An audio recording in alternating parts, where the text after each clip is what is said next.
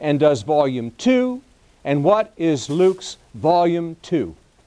The book of Acts. All right? Now, do you see the book of Acts on the chart? Do you see it written on your chart? I don't think I even erased it on your new one, did I? I mean on the blank one. No, it's still on there, okay?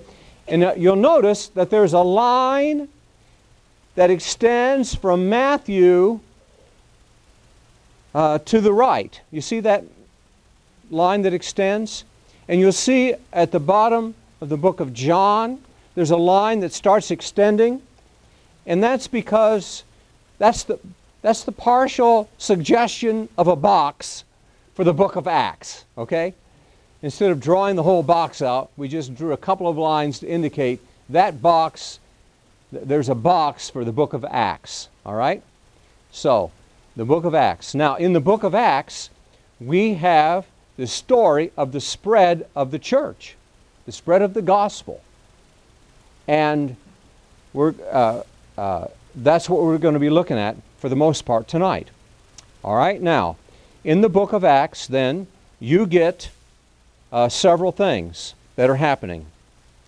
And you'll notice that the first book that is mentioned is James. Now find James on your chart and transfer that. And James was probably written around 48. Are we in AC, BC, or DC? AD. Okay. We're in AD. All right. So all these, the other chart was all in BC, wasn't it? And now this one is all AD. All right. Now, book of Acts, and sandwiched in here, James. Now you'll notice down below that there's a 1, a 2, a 3, and the next is supposed to be a P, but it looks like an A, doesn't it? That's really a P. So if you would make that clearer that that's a P. And then we have a 4, and we have another P. All right? Okay. Now, what's all that about?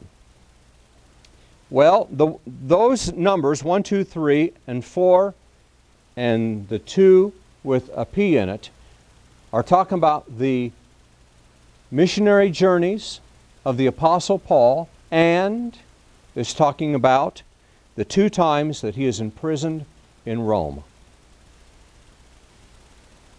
So, on the first missionary journey, he did not write any books.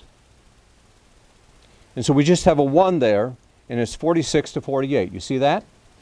But no books written on the first missionary journey. On the second missionary journey, he writes 2 books. What are they? Yes, 1st and 2nd Thessalonians. You see those down there? 1st and 2nd Thess. So write those in your chart, 1st and 2nd Thessalonians. On the third missionary journey, he writes 4 books. Now what are they? Romans, 1st and 2nd Corinthians, and Galatians. Now when you study the book of Romans or study the book of Galatians, you ought to study them at the same time, because Galatians deals with much of the same material that Romans deals with. Now I find it very interesting that in 1st and 2nd Thessalonians, the first 2 books the Apostle Paul wrote of the 13 that he wrote, that 1st and 2nd Thessalonians have to do with the coming of Jesus Christ, the return of the Lord. And so Paul wanted to make sure that that word got out about the coming of Jesus Christ, the return of the Lord. When you come to Romans and Galatians, we are talking about basic Christian theology in Romans and Galatians. If you have not studied what you should believe, what is basic Christianity, Galatians and Romans are the place to go. 1st and 2nd Corinthians are written to deal with problems that are in the church, because there were more problems in the church at Corinth than any pastor ever wants to tackle in his ministry. And so those are about a lot of problems that deal with that, but also a great deal about how the church is supposed to function. Now then, Paul is arrested after his third missionary journey, and he is going to be taken different places. We're going to look at that a little bit more in detail in a minute. But he eventually winds up in Rome because he appeals to Caesar. All right? So when he appeals to Caesar, he is taken to Rome, and he is 2 years in prison, and his accusers don't show up. So, but while he is in prison, waiting for this 2 years to go by, he writes 4 books that we call the prison epistles. And that would be Ephesians, Philippians, Colossians, and Philemon. 2 of those books, Colossians and Philemon, are written to the same group of people, because the Colossians church met in the home of Philemon. And Philemon lived in Colossae. And so the church met in his home. And remember that Philemon had a slave? What was his slave's name? Does anybody know? Onesimus. And Onesimus was a runaway slave. And he ran away, and for some reason that's not explained, although a lot of authors, fiction authors, have decided that they kind of know what happened. Anyway, he bumps into the Apostle Paul and comes to know the Lord as his Savior in Rome. And after he has discipled him for a while, he sends him back to Philemon. Now, isn't this just like God? Paul knows Philemon on a personal level. And so when this slave comes and he meets the Apostle Paul, Paul says, I know your master. You know what? I wonder if Paul, in the home of Philemon, has already met Onesimus prior to this time. That's very possible.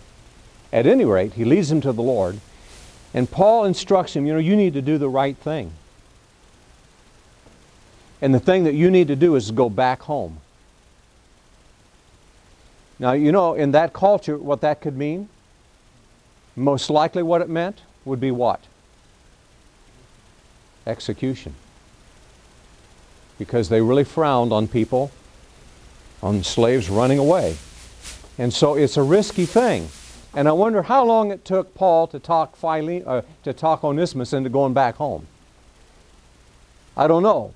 But what he does is he writes a letter on behalf of Onesimus and says, okay, I got 2 letters for you to take back.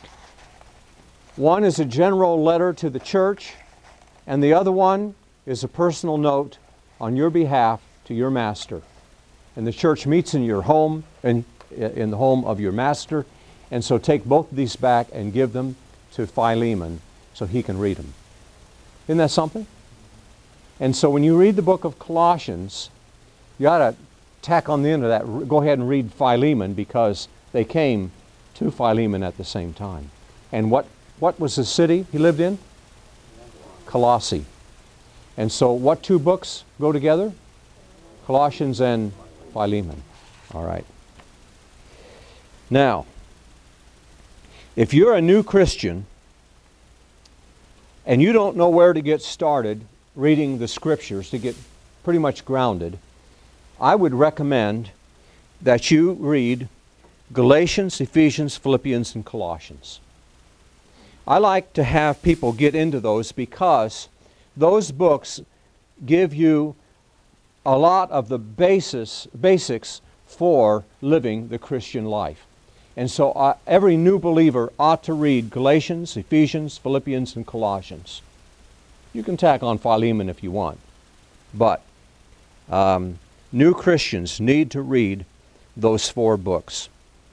All right, then apparently Paul is released at the end of 2 years, and then he goes on a 4th journey which is not recorded in the Bible.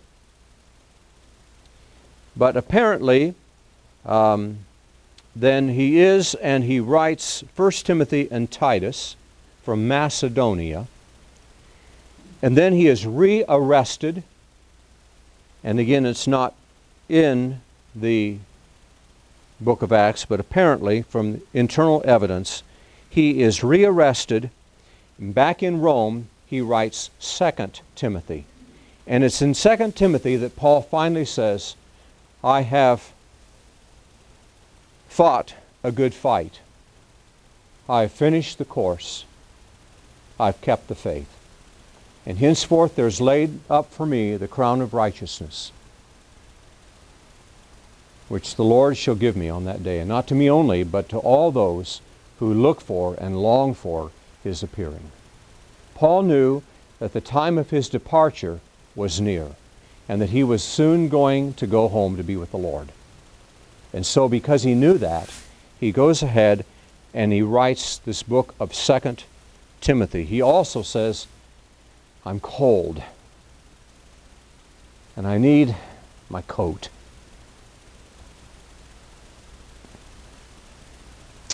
So that would be in his 2nd imprisonment. Now let's fill in some other books. You've got Hebrews, and we don't know when Hebrews was written, so we stuck it in the middle. Okay? And then 1 Peter in 62 and 2 Peter in about 65, and then the book of Jude at about 65. And then you have from the years 85 to 95, 3 Johns and Revelation written by John. So how many books did the Apostle John write? How many did you say? 5. Okay. 5. That would be what books? The Gospel of John and 1st, 2nd, 3rd John and Revelation. All right, so he wrote 5 books. How many did Peter write?